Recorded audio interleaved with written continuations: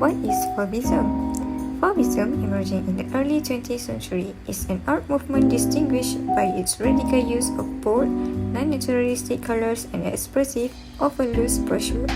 Spearheaded by artists such as Henri Matisse and Andre Derain, Fauvism sought to prioritize emotional expression over realistic representation, using vivid, saturated hues to evoke feeling and energy. The movement embraced simplified forms and dynamic composition, breaking away from the subdued tones and meticulous details of academic art. Despite its brief duration from around 1904 to 1908, Fauvism had a profound impact on the trajectory of modern art, influencing subsequent movements like Expressionism and abstract art by emphasizing color and painterly qualities as primary vehicles of artistic expression. There are many Fauvism artists in 20th century such as Henri Matisse, Andre Derain, and others, but in this video I would like to talk about the leader of Fauvism art movement itself, which is Henri Matisse, and some interesting facts about him. Henri Matisse was born on New Year's Eve in 1869. Henri Matisse became one of the most influential French painters of the 20th century.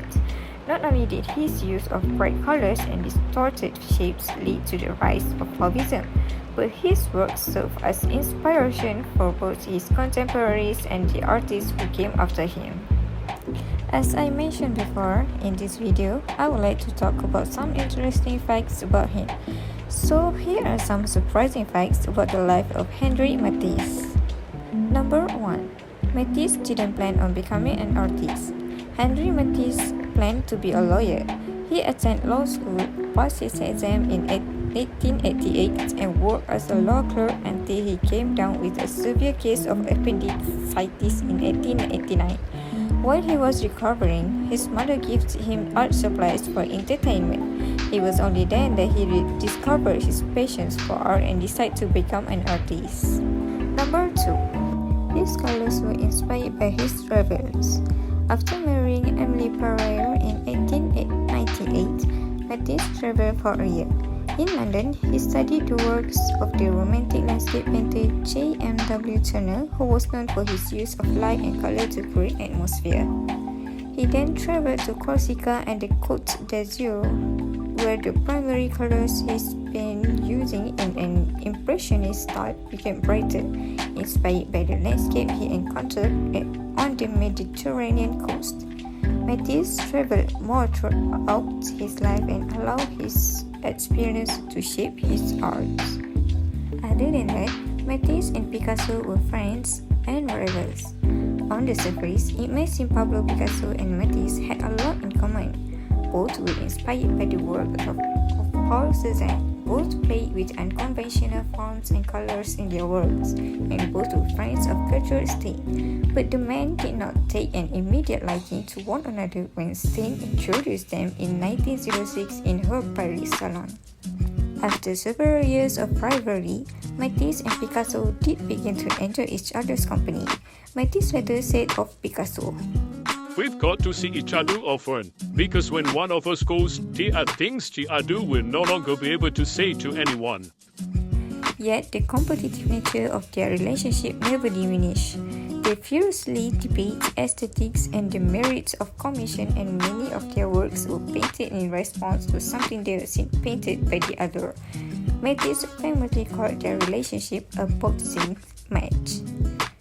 Meanwhile, Picasso said of their paintings, "You had got to be able to picture side by side everything Matisse and I were doing at that time. No one has ever looked at Matisse's painting more carefully than I, and no one has looked at mine more carefully than he."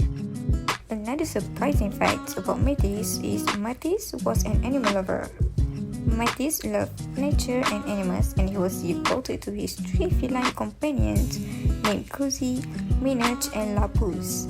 He is even said to have fed his cat brioche bread every morning. Matisse, also a lover of birds, had pet doves which he purchased from vendors along the Seine.